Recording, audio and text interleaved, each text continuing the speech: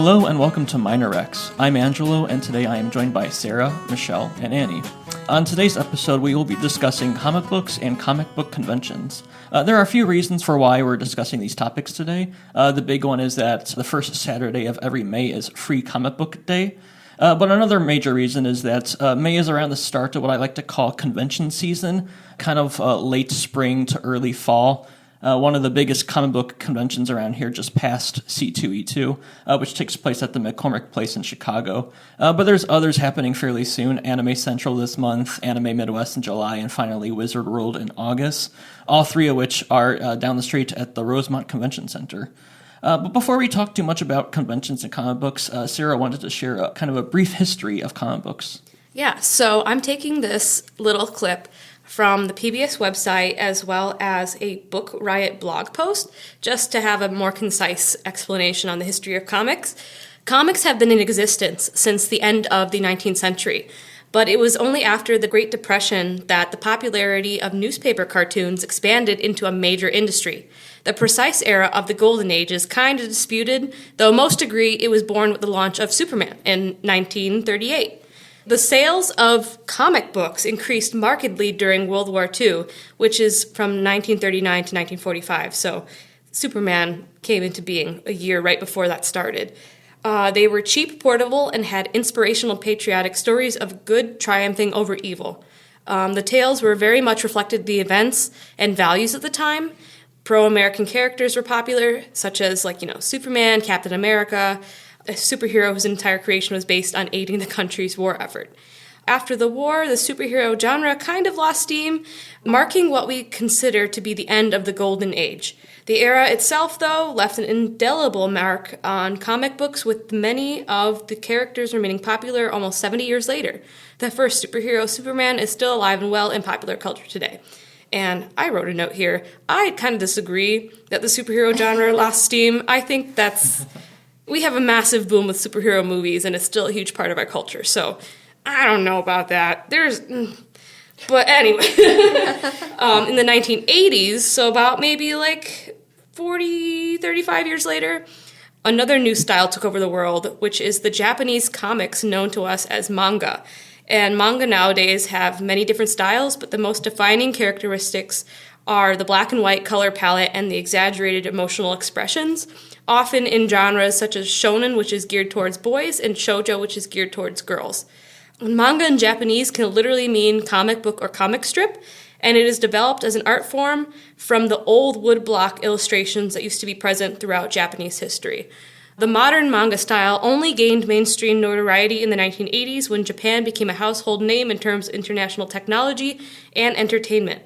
One of the most versatile types of illustrated storytelling, mangas, like American comic books, started off being exclusively marketed to children, but soon expanded to encompass every aspect of human life, from overtly specific categories like cookbooks and even tech manuals to the more mainstream subjects like horror, romance, and comedy. And then now you consider all of our comics are now online on apps such as Webtoons or Tapas, and then we're seeing those comics being published to physical copy after the fact.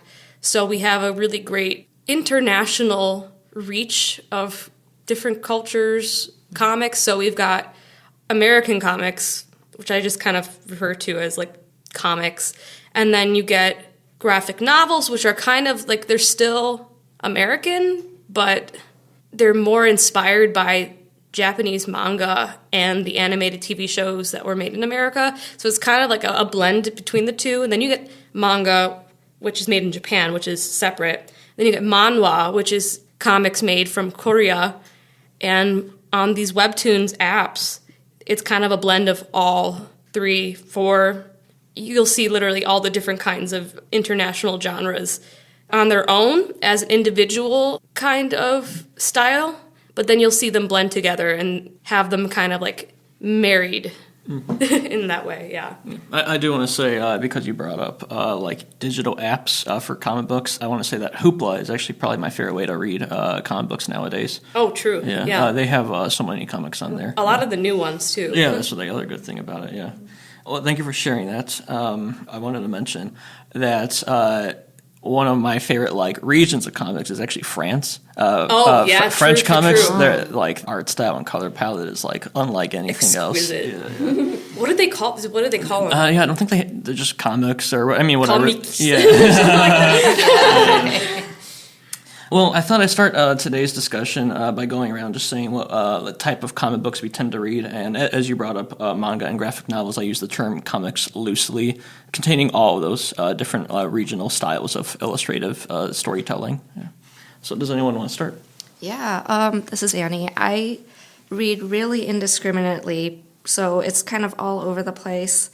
Not necessarily as much the superheroes, though I do read those too. I have a soft spot in my heart for nonfiction graphic novels, so that could be anything from memoirs or historical. A lot of them are immigrant or refugee narratives.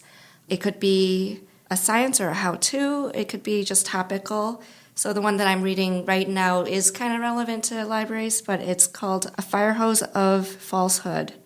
I don't have it with me. I don't have the author, but I love nonfiction, but I've dabbled in pretty much anything. And remember, everybody, that comics are not any genre. They're a format that includes every single genre. So anything that you can think of that can be written can be put into a comic or graphic novel format.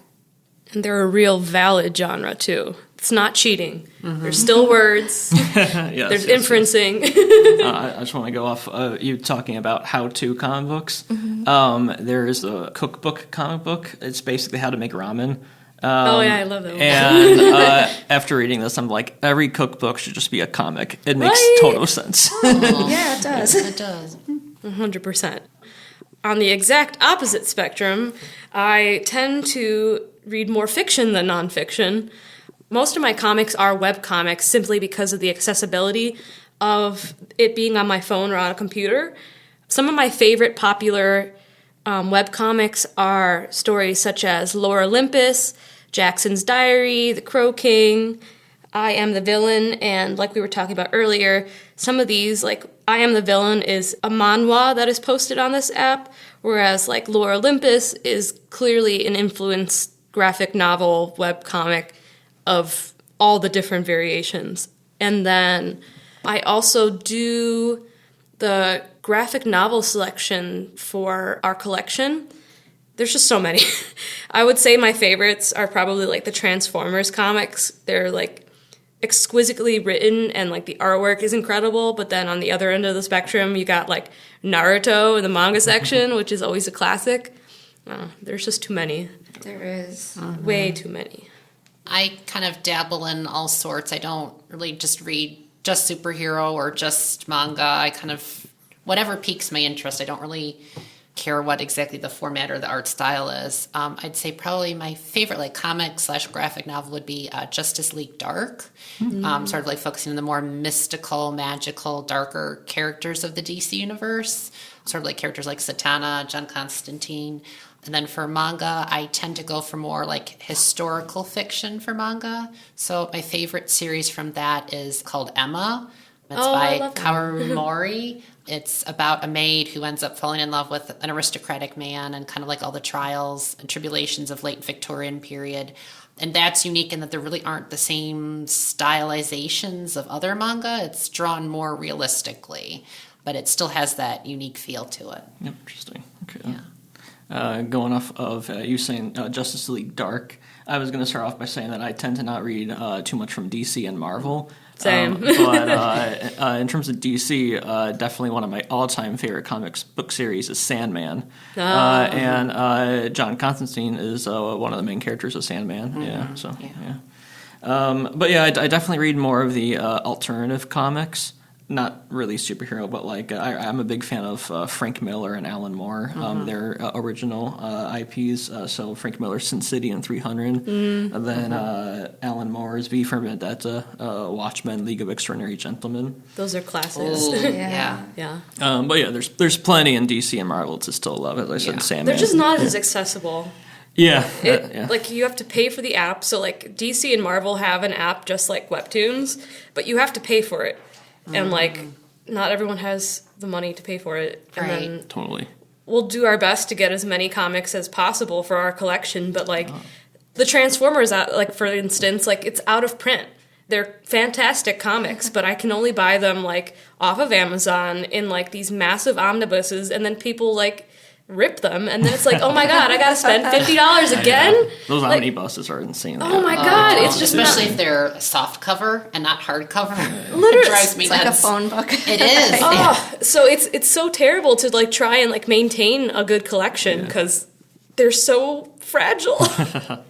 Well, you kind of bring up the next topic that I wanted to bring up, which is that like DC and Marvel in particular, how difficult it is can like start with them. Because I'm just 100%. imagining as like a first timer, like where do you even begin? And you have all these like terms like Silver Age comics, Golden Age comics, and then like You just have to jump in. And then just like be like, okay, this is what it is, and you just try to make sense of wherever you started. I grew up watching the old X-Men cartoon and loving them, and this year they came out with that new one, and I realized there is so much that I still don't know about the whole lore and the history in that world. Oh my god. Yeah. Literally, there's a graphic novel that I just read on NetGalley because librarians get special privileges. And I think the title's like Big Barda.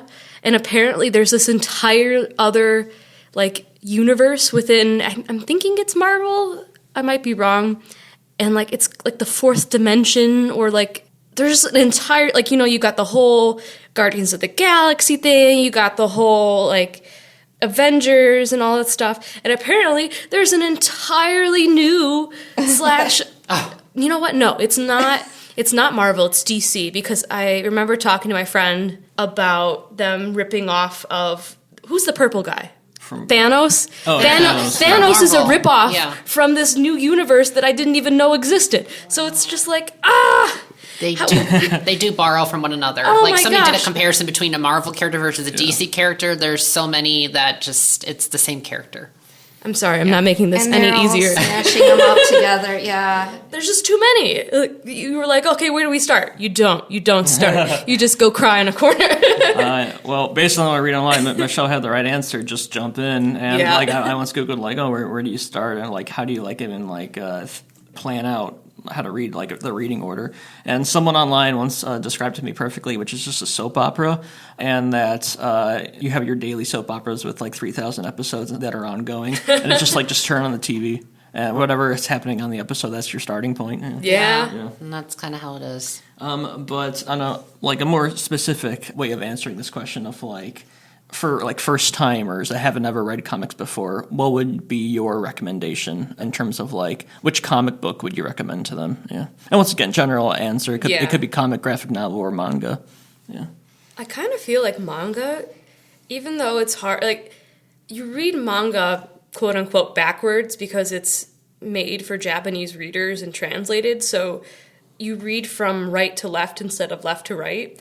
And that can be a little confusing for beginners, but the fact that manga comes in volumes and there's so many, like most manga have at least 10 volumes to a series, and they're all relatively the same size, like the uniformity is a really good selling point. Not to mention there's such a wide array of genres within manga, so like you get Naruto, you get Dragon Ball, and that's like more action-packed series, but then you get like Sailor Moon, and you get like Attack on Titan. Like you got horror, you got girls focused, you got boys focused. Like there's just so many different options for you to go through, and it's very linear and structured as compared to the American comics. So I feel like stuff like Fruits Basket or Naruto would be like a really good start. okay, yeah. this is such a hard question for a librarian because it really depends so much upon the person asking. Kids, I feel like can be very easy. They have like the drawn diary type. They have like Amulet and Bone and so many things that are based on like the characters they love already.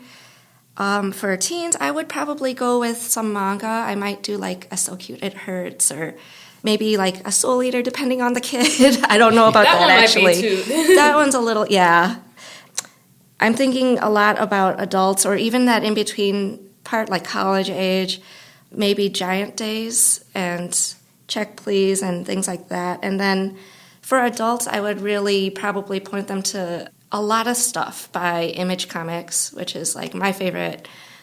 They have a lot of things that are made for adults, more relatable, more funny to an maybe older crowd. A lot of fourth wall breaking. Something is Killing the Children. Is that Image? I don't remember. It sounds about right. They have, but yeah, a lot of the ones that got me into it are by Brian K. Vaughan, and weirdly enough, his Y the Last Man is not from Image; it's DC. But his other stuff, like Saga, is probably one of my favorite that I would recommend to anybody. Invincible by Kirkman, the maker of Walking Dead. Lazarus, I think that's Greg Rucka. Rat Queens, Wicked and Divine, and then there's all these like reboots of old things like Archie and the Flintstones, which are the Flintstones comic is hilarious.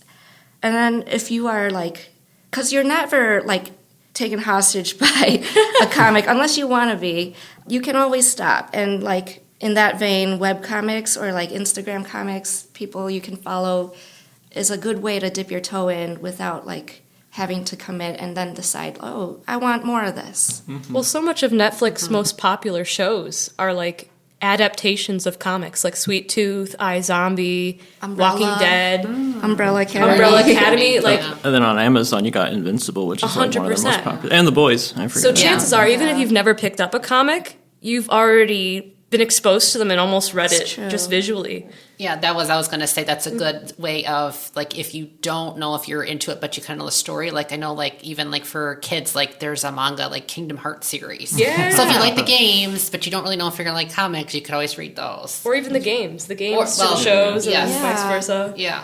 But, like, for other, like, kids or even, like, teens or whatever, I'd recommend Owly. It doesn't have any words. It's just pictures, but it's the tale of a cute little owl and his little wormy friend. And they meet other little animals. So it's all visual, but it's all really cute. It kind of gets you into the whole, like, reading with the different panels. Another one is called Cat's Cafe. It deals with all these little animals. The cat, he runs a cafe, and it kind of, like, shows awareness and support for like mental health issues. So all the little animals support one another, and there are 4 panel strips, so each one can be kind of read individually, but they're in a graphic novel format. They compiled a whole bunch of them together. And I know we were talking about how it's hard to get into like superhero comics. One series though is, if you really want to get into it, I think would maybe be a good one, is called Injustice, because you don't really have to know too much about the DC universe. It's kind of like an alternative universe where, what if Superman did something really bad? And so how would people react? So that's definitely for like older teens or adults, but that's a good jumping off point for you really don't have to know anything about the characters, because they act completely differently from how they would in the regular universe. And it's not terribly long, so if you don't want to be committed to like, over 100 issues, you wouldn't have to be.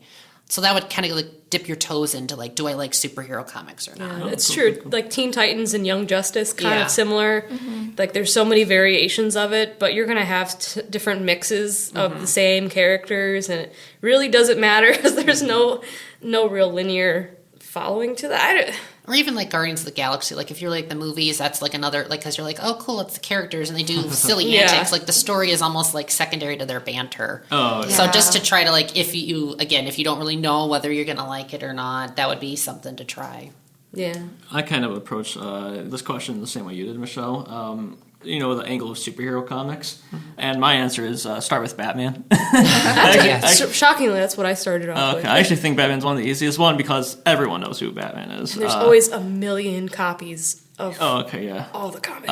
And You'll always find one, Yeah, that's true. There's actually quite a lot of good starting off points. Online, I see a lot of people recommend one called The Long Halloween, which is a good one, but that wouldn't be my particular recommendation. I think Batman Year One by Frank Miller is the best starting point. This one is about Bruce Wayne learning to fight crime, and so he's so sad.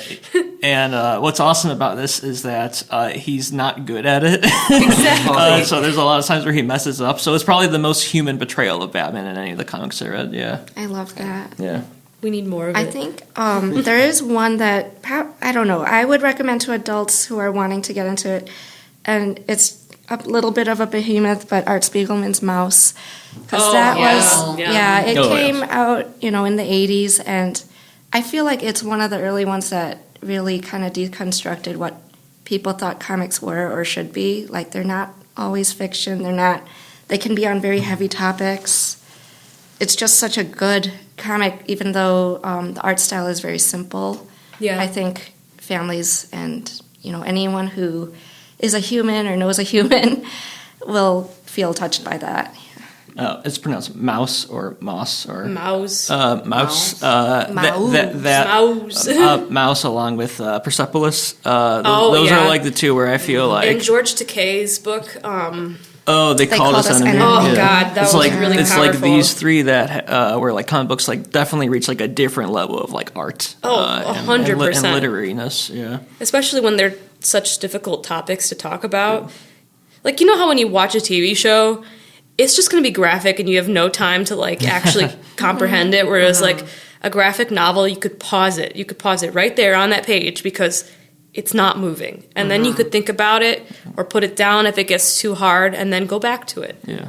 And often the creators talk within the comic about why they made the choices they did. Like even in this one, he talks about why he made them animals, and it's all interesting. I want to say, Sarah, that you said like stopping on the page in the panel. That's one of the best aspects of comic books is just taking in all of the panel, seeing all the background elements, especially if it's like a really good artist that likes to put in like hidden Easter eggs. Yeah. Oh, 100%. Like Transformers, it's very complicated. So like, sometimes there's like too much stuff on a page because it takes you so long to like. I think Watchmen is another one of those things where there's so many words to each bubble, and then you add in all the art to it. You're just like, oh my gosh, it's gonna take me forever to read this. But like, it's also such an experience that you don't mind. But it's like there's a lot. Like it's not just cheating. It's I can't believe like some of these kids that I've given graphic novels to, their parents won't let them check out graphic novels because it's not a real book. That's wild. It's not true. Yeah. You're reading the whole time. You are. Yeah, it takes me like several hours to finish one. Like, I don't get That's it. the thing. Like a parent that says that, I would say give them Mouse or Persepolis. 100%. Yeah. Definitely, they'll change their viewpoint on that. Yeah. I wanted to say that because we listed so many recommendations that we'll compile a list and it will be on dppl.org along with this posting. And there will be like a list of all the books we've talked about. Yeah, and I'll probably add like for this age group or this type of person. True, good idea. But I wanted to jump ship to the next topic, which is conventions, of course. And Sarah, you had quite an interesting convention experience. I don't know if you want to start us off. Yeah, I can start you off with that. So, you may or may not know, but I'm also an artist / illustrator / graphic novel illustrator. My friend Andrew does the writing for our graphic novels, and I do the art. And so we finally got a artist alley table at C2E2 this year, and it was a doozy of a weekend, but it was a lot of fun. Basically, we had a booth in the middle of Artist Alley, which is a part of the convention that's kind of like an art gallery, but also kind of like a merchant table. So you can look at people's art and like talk to artists and also purchase their art and their zines. And that's basically what I was doing. I had a whole bunch of my art prints that I printed, as well as a zine of a bunch of like smaller art sketches that I was selling along with stickers and buttons. And basically it was a very interactive and enjoyable experience, a very tiring experience. But I did make some friends with some of the comic writers. I bought some of their graphic novels because they sell, if you have a graphic novel, you could sell it at your booth too. A lot of other people compile their artwork into zines, so like little paperback collections of smaller comics. You talked about meeting like other artists and stuff, and at artist alleys. One of my favorite aspects of when I go to conventions and there's an artist for a book that's here at the library, it's always like a celebrity experience. Oh, 100%. There was one time, Sarah, I think it was you that recommended Magical Boy. Was that it? Oh, I love Magical Boy. And I went to Anime Central, and the Magical Boy artist was there. I think with they're a booth. Kai or Cow Oh, okay. with Kao. But I went up to them and I was like, whoa, my coworker recommended a book on our newsletter. Yeah, I saw them there this past weekend. Did you mention that you're the one that recommended that book? I don't know. I feel like I say hi to them every single convention. They're just like, oh, it's that person that I probably forgot existed or something. I don't know. First kind of major question I had with conventions is just what is your favorite local convention? This could be Chicago-based, but also, ASEN, hands down. ASEN, okay. Oh, yeah, 100%. I mean, C2E2 is fun, but it's very much more of a commercialized buying stuff sort of gig, whereas ASEN, it's kind of catered to a younger crowd, and that means there's more interactive activities for congoers to do. So, like, there's the artist alley, and there's, like, the merchant area where, like, you can buy little, like, toys and books and stuff. But there's also, like, the basement has a giant room full of board games, or like the other room over is a giant like arcade with like both American and Japanese arcade games for everyone to play for free. Like there's just like whole rows of TVs with like Smash Bros like on it. Like it's basically a party. It's a major party, and then like it's attached to a hotel, and so parties go on all night, and all the nerds go crazy. Like, it's just like a wild time, and it's closer to home, so therefore, way better than McCormick Place. I will second ASEN as my favorite. As I said, it's like a party. They have multiple major dances every night. There's the ballroom dance. There's the raves. The rave, you don't really go for the panels. You can if you want to. Yeah, no one goes for the panels. I've been to a couple decent ones. It's and true. You mentioned interactive. One time I went to a Death Note Mafia panel. Oh my God. It was the party game Mafia, but someone is given the role of Light. And you basically have to deduce among, who's Light, who's Kara. Yeah. So. There's karaoke. Oh yeah, there's karaoke. And there's like panels, those trivia panels too. Yeah. Those are fun. I only went there once. They have like where you go to different rooms and you watch different anime too. Right? You can do that. Yeah. They have movies. I think they had My Little Pony blasting onto the. That was like during the Brony season. I've only been to it once too, and I gotta say I actually liked C2E2 better, but maybe because I've been to it more times and I went to it before pandemic. And you're an adult. Yeah, I actually did go for the panels and sessions, and I liked all of those were better than what was at ASEN, I thought. But I feel like maybe after pandemic, a bunch of conventions are still bouncing back and getting back to like the level that they were at. I think for C2E2 there were fewer panels and sessions. Yeah, they didn't have any of the library panels this year. It was really weird. Yeah, that was. I'm really hoping ALA isn't dropping out of attending the con in the future. Yeah, I haven't been to a convention since before the pandemic either. No, so it's been a while. I know. I actually kind of. Back before C2E2 was a thing, I liked the Wizard World in the Rosemont. And then C2E2 kind of stole its thunder. Yeah, it did. I guess I would go for C2E2 or Wizard World just because I like buying a lot of stuff that I don't need. It's more adult, merchanty kind of things. But I can understand why, if you're not into that, why you like ASEN much more. It was a kid's wonderland. I would go in junior high school. We'd have 3 days completely free to do whatever the heck we want. And as an adult now, I'm like, oh my God, there's children running everywhere. I'm like, what's this Demon Slayer? Why aren't these kids watching Naruto? I know, right? Well, I was going to ask, because I've never been to C2E2, oh, really? Wizard World. Did Wizard World become Fan Expo? Yeah. I think so. Okay. These conventions, like celebrities and more industry, they go there, right? Yeah. When I went, obviously the ones who were really famous, you really couldn't, like they were behind a curtain because you had to pay. Oh my God. But big like money. You could see a lot of like B, C, D-list celebrities. I'm trying to think of an example. Like Lou Ferrigno, who played like the Hulk in like the 70s and 80s. You could see him. The guy on Seinfeld, he had like the soup.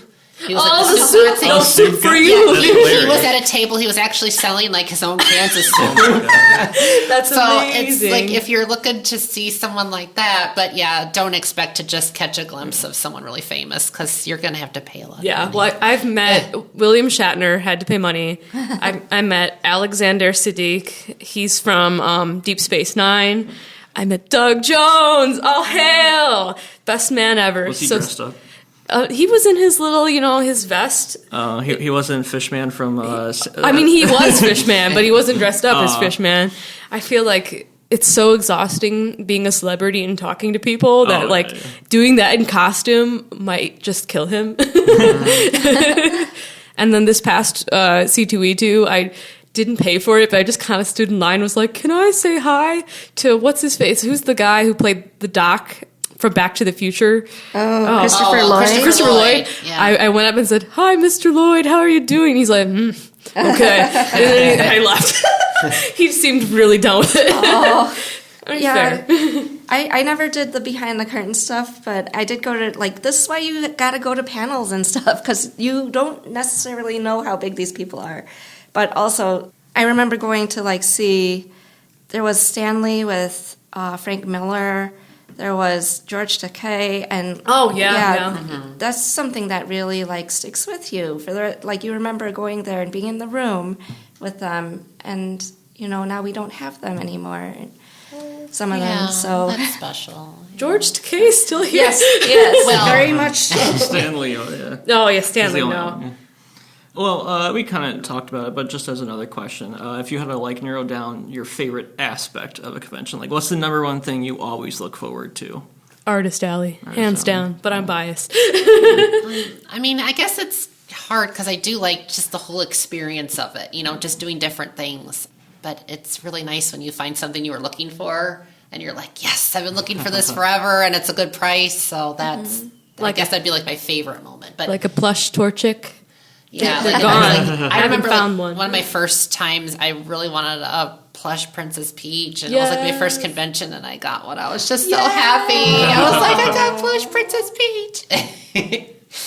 Definitely the cosplay, seeing that's people walking fun. around. That is fun too. Yeah, and taking pictures with them. It's just so great. And then Artist Alley.